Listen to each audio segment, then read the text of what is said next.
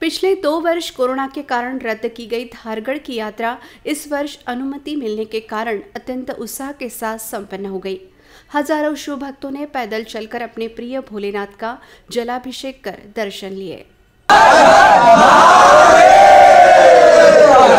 अकोट के समीपस्थ सतपुड़ा की पर्वत श्रृंखला में बसे धारगढ़ में श्रावण मास के तीसरे सोमवार की यात्रा अत्यंत उत्साह के साथ संपन्न हो गई।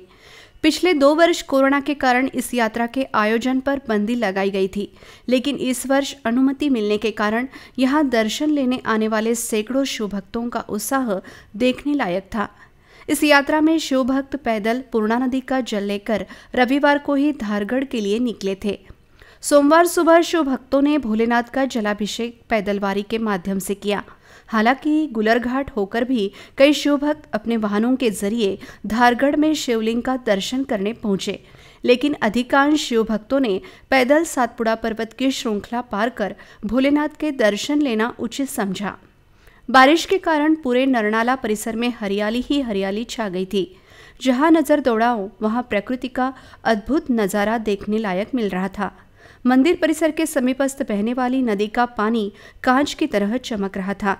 नदी पार करने के लिए वन विभाग द्वारा एक मजबूत डोर बांधी गई थी, जिसका सहारा लेकर शिव भक्त नदी पार कर दर्शन लेने पहुंच रहे थे। कई शिव भक्तों ने नदी पात्र में खड़े रहकर सेल्फी लेने को प्राथमिकता दी।